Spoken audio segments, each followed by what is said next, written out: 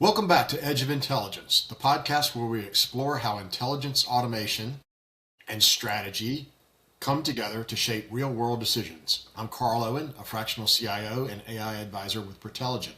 On this show, we spend a lot less time talking about hype and a lot more time talking about how technology actually shows up or sometimes fails to inside organizations under pressure. Today's conversation sits right in that intersection. My guest, Andres Andreu, is the founder and CEO of Constella Intelligence. Andres brings a background rooted in intelligence, national security, and high stakes decision environments into the commercial world, which makes his perspective especially relevant right now as enterprises struggle with too much data and not enough clarity.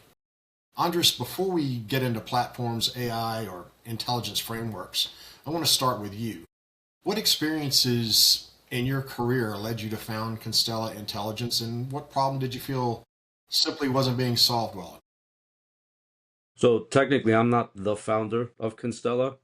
I've come on after the fact, so don't want to take anything away from the founders as their vision was solid in terms of putting together a mass data set that is of tremendous value. But I can tell you that the vision revolves around that data set. And if you think about, let's say, the last 18 years worth of internet activity and what that has led to in terms of data breaches and data leaks and info stealer packages and cybercrime forums and all that, it's a treasure trove of actual intelligence that is rooted around normal users and their behavioral patterns. And so, the thesis here was basically being able to amass that data and being able to correlate through attribution, correlate certain elements of data to put together, for example, the fusion of your personal identities with your corporate identities. Well, one thing I see consistently when working with executives is that they don't lack information. They lack confidence that they're seeing the right signals. Intelligence exists, but is fragmented, late, or disconnected from decision making. For listeners who are new to Constella Intelligence, how do you describe your mission in practical terms? So it very much revolves around what you just said. The amount of raw data that exists really is of no value in its raw form to a lot of entities. So what we've done is we've added a layer of intelligence on top of that to put together risk postures for specific identities, not hypothetical or not, machine learned or any of that stuff. This is data driven risk.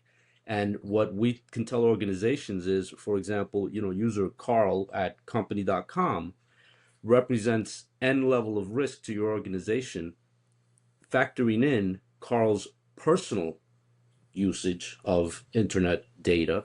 For example, if you've been part of, gaming site leaks and 19 data breaches, and there's info stealers on your machine that we can show, all of a sudden, those were all based on, let's say, Carl's Gmail address, but there was no correlation between Carl at company.com and Carl at gmail.com.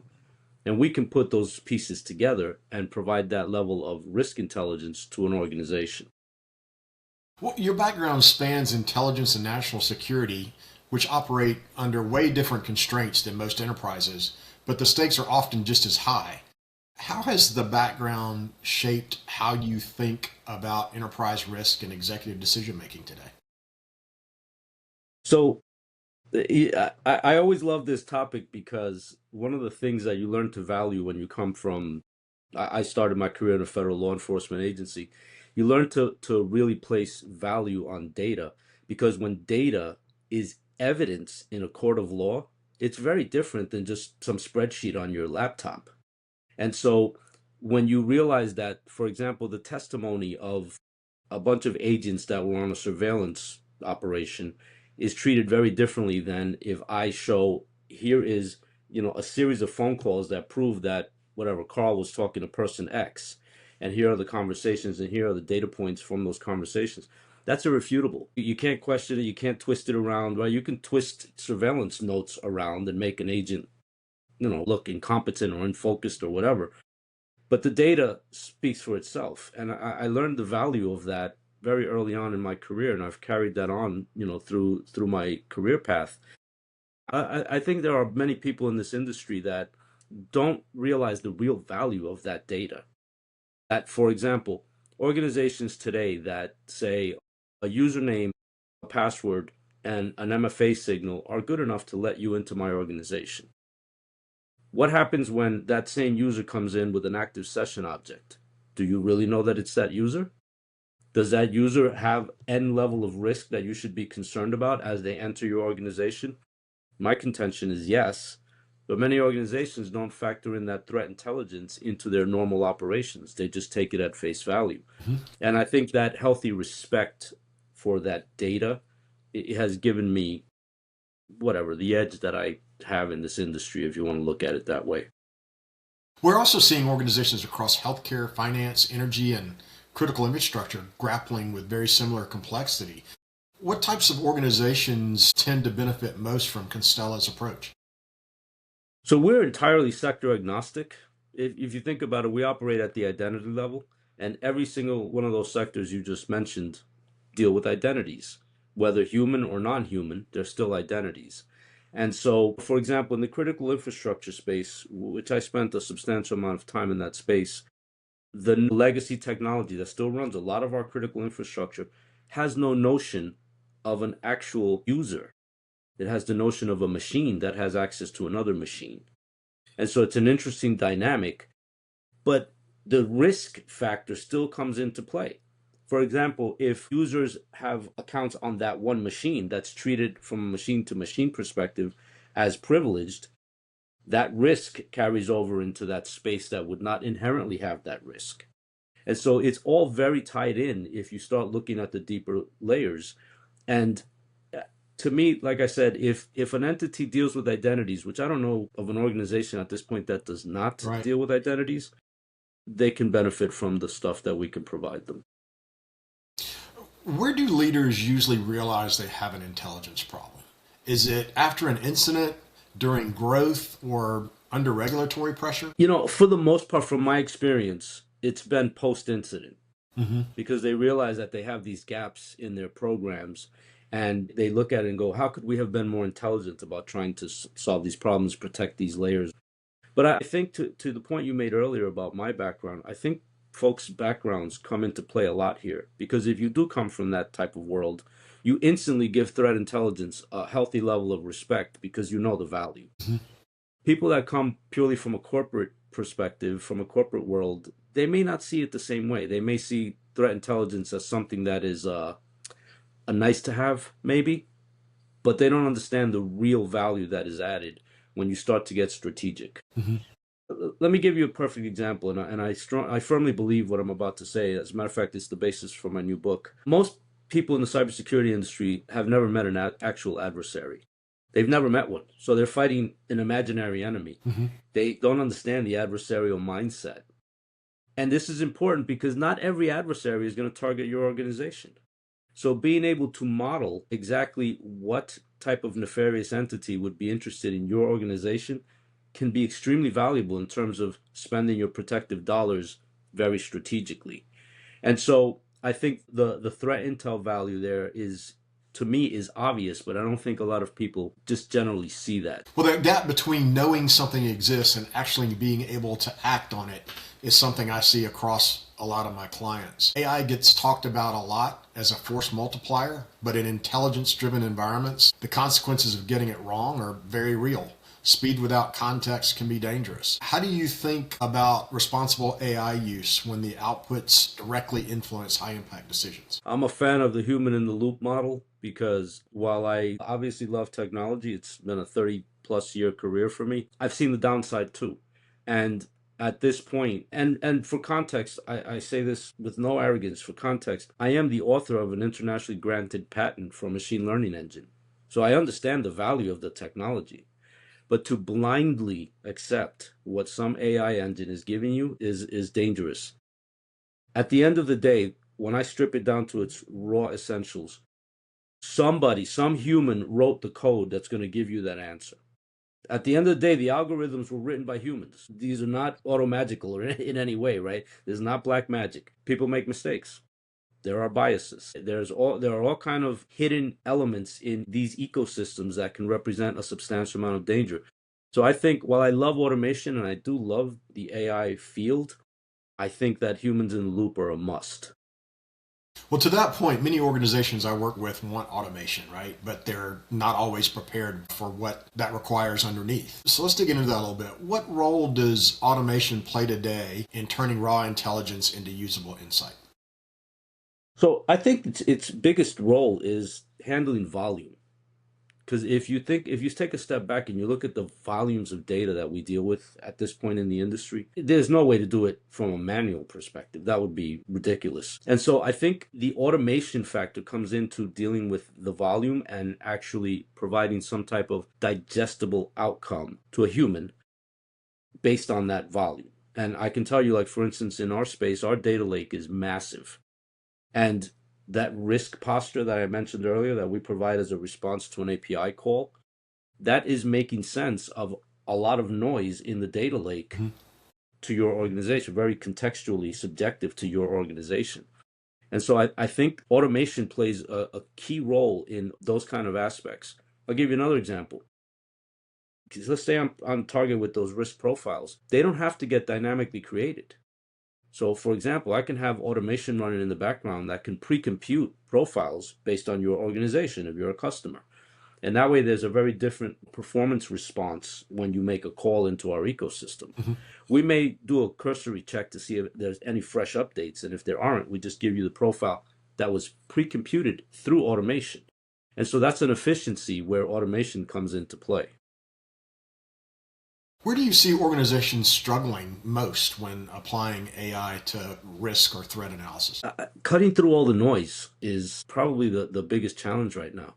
Go to any security conference right now, and all you'll hear is AI, AI, AI, powered by AI, right? How do you cut through all that noise and figure out what actually is going to add value to your organization? So, getting past that hype curve, I think there's a lot of truth to that hype curve that I think Gartner invented. If you can get past that hype curve and if you understand your environment, I think that's the critical piece to me. If you understand your environment well enough to say, okay, that product will add value to my environment, as opposed to saying, oh my God, that's so cool and everybody's using it, I got to use it. I think that's a critical factor in this space. So cutting through all of that noise and understanding subjectively what it will benefit your organization, I think those are two critical components to gaining any type of success on the cybersecurity side of using AI. I often see leaders surprised when AI doesn't deliver clarity on its own. It just accelerates whatever maturity already exists in the organization. How important are data quality and contextual groundings in these systems? I think without them, you're doomed.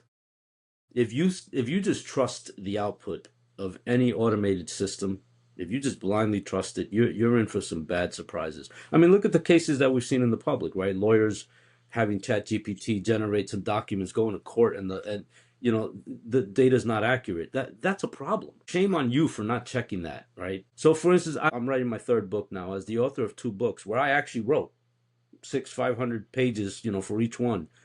I see when people throw stuff into a prompt and it generates and you go, oh my God, I just got 10 pages. This is great. Well, did you actually read what's in the 10 pages? And then more importantly, in my opinion, can you back up verbally what's in those 10 pages? Because if you're going to present some of this work as yours, somebody should call you out and ask you a legitimate question. And it should be very obvious whether you're a domain expert or not. And I think a lot of people can fake domain expertise now because of what gets created there, but they can't back it up. So, for example, I just spoke at the AI Summit in New York City last week. And I heard some presentations that I was, I try to be a gentleman to people because I believe in that kind of behavior. But there were moments that I wanted to start asking some very difficult questions because I knew that they didn't write that stuff. I could tell by what they were saying and what was on the screen. There was no correlation at depth. And so that, to me, that's a problem. And is it an ethical problem or does it go beyond ethics? I don't know, but it is absolutely a problem if you cannot back up something that you are publicly stating or printing. True. But do you think executives are asking the right questions of AI today, or do you think expectations are still misaligned? I think they are misaligned. I think a lot of enterprises jumped in because they got on that hype curve and they didn't even really have a clear understanding of what they expected as the outcomes of the use of AI technologies. And when they started to get the outcomes, the savvy ones looked at it and were like, wow, is that really what we're going to go with? Yeah, I mean, I can tell you from firsthand experience because when this all started, I was still on the enterprise side. I was in a large corporation. They handled it correctly because they scrutinized all of the outcomes. They questioned the outcomes. But I knew some of my peers in other organizations of the same size or larger, where it was like, okay, just put it in place. What it gives you, that's what we go with, and off we go to do something else. And that's a big mistake. And so if you're going to place that level of blind faith on some type of automated technology, I think you're making a mistake. I agree with you. One of the hardest parts of transformation isn't the technology, at least that's been my experience. It's getting intelligence to actually change behavior. Where do intelligence driven initiatives most often break down from what you've seen? Is it technology, process, leadership? I want to say all of the above, but I'm going to go back to my volume point because I think it's super important and relevant to actual threat intel, for instance. When you have these floods of intelligence signals coming in, they become white noise. Mm-hmm. And people ignore white noise over time. You just can't deal with the volume. And where's the real value? And I think some of the products that would bring in multiple sources of intelligence started to fall apart because they could not sift through all that data and give you something valuable as the outcome. That's something you can actually go act on. I know of a couple of products in the industry that fell apart because of that. I go back to my point about being strategic. I think it comes down to you understanding your organization and figuring out what intel would really be of value to this organization. I mean, even something simple like if you're in the medical technology field and you see something, there's intel that's targeting a finance organization, chances are that's not going to apply to you. I realize that's a cheesy example, but there's a disconnect there that you just can't treat all intel as something of potential value. You have to be strategic about it and you have to understand how to use it for modeling subjective to your organization. That's the only way to get value out of that intel. Well, that kind of leads into this. I mean, how do you guys help organizations move from episodic intelligence reports to continuous decision support? Yeah. So for us, it's all about the risk intelligence.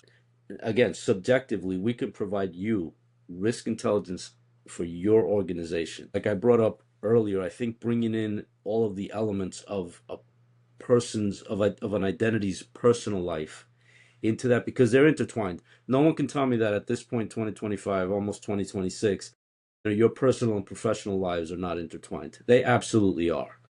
And so how could you gauge risk if you're only looking at the corporate side of an identity? You have to factor in all of the potential personal sides. And a lot of times your employee is not going to give you those identities. We add a lot of intelligence by attribution of data points that prove that this user at Gmail is this user at company X. Yeah, and it obviously goes way beyond that. You can see examples of that correlation if you look at Krebs on security. He uses our platform for some of his investigations, and you can see where the correlation adds a tremendous amount of intelligence of value. But I think again, sifting through all of that complexity and giving you something simple, an outcome that is simple, that can add intelligence value to your organization. Do I really trust this person or not? Yes, they're providing me proper credentials, but they have a fresh info stealer on their machine. Should I treat them differently?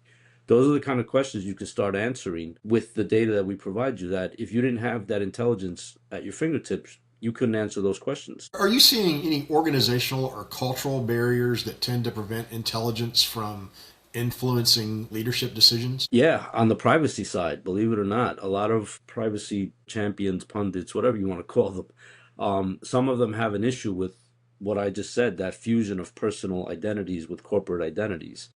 And so, for example, I've run across HR leaders who wouldn't even want to see the outcome that I was recommending to them because they felt it was a violation of that individual's privacy. And so I'm definitely not downplaying privacy at all. I think it's a critical component for any large ecosystem or really any business of the modern day. but you can't place it at a higher level of priority and basically disengage with threat intelligence that could add value from a cybersecurity perspective. You have to figure out how to balance both. There's a way to balance them. It just takes effort, and I think that's where things fall apart. Nobody wants to put in that extra effort to build a program that can actually factor all of this together. Is this an educational thing or? Absolutely. Look, go sit down with most cybersecurity leaders and ask them how they use threat intelligence, and just listen to the answers. Especially if it's a cold question, they haven't rehearsed. What comes out of their mouth naturally will definitely indicate that they do not understand the true value of threat intelligence. Well, there's also a governance aspect here that doesn't get talked about enough from my perspective. How do you advise leaders who want faster insights but don't yet have the operating discipline to support it? I always go down to the lowest level, which is data. At least try to understand your data, where it is, where the sensitive elements are, PII, PHI, all that, whatever sensitive means to your organization, because that's subjective, right? It's not equally applied across the board. But at least know where all your data is, understand as much of it as you can, understand what is sensitive, and then start to understand the governance around that. Who has access to all of that data? Because I think that's where the eye-opening moments start to come about. Because I've been through this. I've built data security programs for large global organizations. And for example, when you deploy a DSPM, a data security posture management product, you always start with the conversations, tell me where our data is. Tell me where our data, right? 3 or 4 different people. You'll get 3 or 4 different answers in terms of where the data is, right? Then you run this DSPM product, which, the data doesn't lie. It tells you where all the data is. And then you show them and oh, wow, I didn't realize that. And oh, I didn't know about that. And then you go one level deeper. Do you know who has access to all this? Yeah, whatever. Carl and Andres. Okay, well, turns out it's Carl and Andres and these 10 other people. Mm-hmm. And you have those eye-opening aha moments. And I think there's tremendous value in going through those exercises because there's a lot of data debt, a lot of tech debt that companies have accrued over 30, 40 plus years. Then, the older companies. And there's a tremendous amount of value, especially security value, in being able to identify all those data elements and even being able to shut some down because it could just be sitting there accessible by Lord knows who, right? Right. So I always go down to that raw element of data, and then we can build up from there. Because unless you have a grasp of your data ecosystem, everything else that you put around it is going to be superficial. What role did you see executive governance playing in intelligence and AI-driven transformation? Support. I mean, if you don't have support from the executive tier, I don't expect them to be domain experts in that space. But at the very least, to understand the value of what we're bringing to the table and support initiatives to implement solutions and or build governance programs around, for instance, data, that's where they come into play, because without their support, those projects will never take off. Let's just be honest. It's going to need a budget. It's going to need an executive champion. It's going to need all that stuff. So that level of support to me is where they come into play. Unless it's an anomaly, like somebody who's come up the ranks and is now an executive and can sit there and go, wow, did you think about this? Think about that. I just look for support. Yeah, I think that's a good perspective. As AI becomes embedded everywhere, the advantages, they won't come from who has the most data. It's going to come from who makes better decisions faster and with confidence. Looking ahead 3 to 5 years, how do you see intelligence platforms evolve? I see them becoming very strategic. Let's take ChatGPT and that type of LLM as an example. It's so broad in nature that if you're really looking for something specific to a level of depth, you may not get it because it hasn't been trained. It's trained on such general sets of data. I think what we're going to start seeing are very strategic LLMs, SLMs, whatever they end up being, very strategic models, purpose-built, that can give you very directed answers when you're making inquiries against that data set. It's starting to happen now. And it's funny, I just spoke about this on the dark side of things because dark LLMs are a big thing now. And they get trained on malware, on ransomware campaigns, on spear phishing tech, content. So they've been strategically trained, those models, for nefarious activity. So if I want to start a nefarious campaign, I don't even have to do much legwork. Right. If I go to ChatGPT, I'll get some generic answer. But if I go to, for instance, Kawaii GPT, I get a very strategic, very sharp set of content for nefarious purposes. I really see that as where the world is going. Like, for example, HR professionals, they want models that are trained on HR specific content.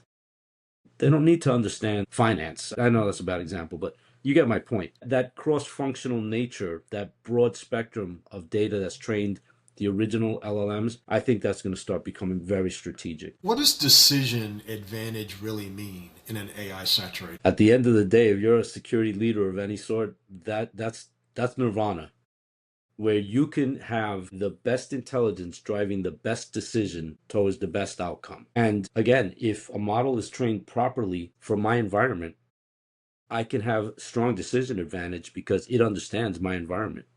If you start thinking about, for example, world models and spatial intelligence, this is starting to expand out into the physical domain.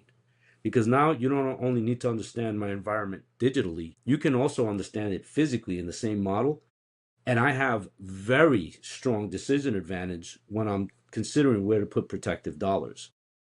So there was always a disconnect between the physical world and the digital world. And so, for example, if a maintenance person for an HVAC system of a large building comes into the building physically, connects into a network to do work on the HVAC system, there's a physical component to that a lot of digital realms never factored in. But now, as a CISO of a large organization, that at my fingertips, if my team can see that gives me great advantage in terms of saying, let's segment that piece of the network if it isn't segmented. That's just an example, but you get the point. It gives me the advantage of understanding my environment at a very different level. Mm-hmm. Growth often introduces complexity faster than organizations expect. At least that's been my experience. How should organizations think about scaling intelligence capabilities without scaling chaos? On a personal level, I think chaos is inevitable. And that's not a bad thing. Chaos to me kind of keeps you on your toes. I always feel like if we get too relaxed, too comfortable, we start getting weak, right? We start losing our situational awareness, and a lot of things start to diminish around us. So I'm not anti-chaos. I think chaos is a positive force. I'll put it that way. I think there's no magical answer to the question. I think really understanding your environment can give you the foundation that you will need to deal with that chaos that comes with growth. Because if you don't, this is what happens to a lot of executives that come into an organization years after the org's been around. Do they really understand the business model? What makes that company tick? How, what brings in revenue, how that revenue is distributed, all. If you don't have the answers to all those questions, the chaos could kill you because you'll be making decisions in a bubble, the bubble that you've built, not understanding the larger bubble that you're in a subset of that bubble. And I've always been a believer that you have to become a student of the business when you come into an organization. If you become that student, you will be in a way better place than if you're not when it comes to dealing with that type of chaos that comes with growth. And I realize that's an answer that's rooted more in the human aspect than anything else, but that's my belief. I just don't think there's anything auto-magical that anyone can do. You have to understand your business and understand how that chaos is going to impact it. Yep. Doing those risk assessments are important. It's funny you say that because I entirely agree, so long as you treat risk as an enterprise initiative. Because a lot of times risk is treated, again, in those bubbles. For example, cybersecurity leaders treat risk as what's the risk from a cybersecurity perspective?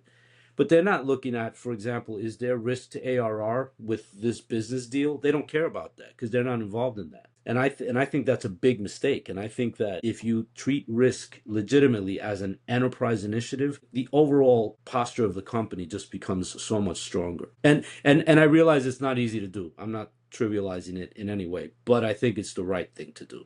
I agree with you. And that's an area that often doesn't get enough attention across the board. Yeah. I mean, go to most leaders and say, tell me about your enterprise risk program. And they go, what? Because they don't have one, right? There's a financial risk, there's a cybersecurity risk, and coming together at that enterprise level, I think that is so critical. Yeah, just start by asking to take a look at the risk register. Yes, yeah. And chances are you'll get one from the cybersecurity leader and nobody else. That's right. Because they're disciplined, right? Cybersecurity leadership is trained to be disciplined in terms of a risk register, but it doesn't factor in risk outside of security. And that's kind of my point. Yep, agree with you. Well, what emerging risk or blind spots worry you the most that leaders aren't paying enough attention to right now? I think protecting our data is an absolute blind spot, especially factoring in the potential of quantum decryption attacks against older encryption or even current encryption standards. I don't think a lot of leaders realize that if a nefarious actor right now is amassing your data but can't decrypt it today, they will be able to decrypt it tomorrow when that quantum capacity comes their way. And so you have to protect the data. The fact that it's encrypted doesn't mean you can get loose about how you manage the data. You have to protect it as if it is in the clear, because chances are in a couple of months, in a couple of years, it will be in the clear. And so unless you've migrated all of your encryption standards to post-quantum cryptography, you need to protect that data as if it is in the clear, even though it may be encrypted natively. Mm-hmm. I think that is a massive blind spot that this industry, everybody talks about quantum decryption. And then when you start asking them, okay, but how do you protect your data so that they don't have it amassed waiting for the capability? Crickets. Because they haven't thought about that. Because they don't think like attackers. The attacker doesn't care that they don't have the capability today. They just want to amass all your data. And when the capability comes, then they can crack it. And so that to me is a massive blind spot. The other big blind spot on the data front is how much data we have inadvertently leaked by using AI technologies. So people don't realize every time you throw something into a prompt, you're giving them data. Right. So the very way you ask a question in the prompt could be leaking information. You don't have to upload a document. You know, everybody was concerned, oh my God, people are uploading documents. And I would look at their prompts and go, you're leaking just as much data in the prompt. So I think that lack of understanding across that entire ecosystem, because it all came so fast and everybody jumped on that hype curve.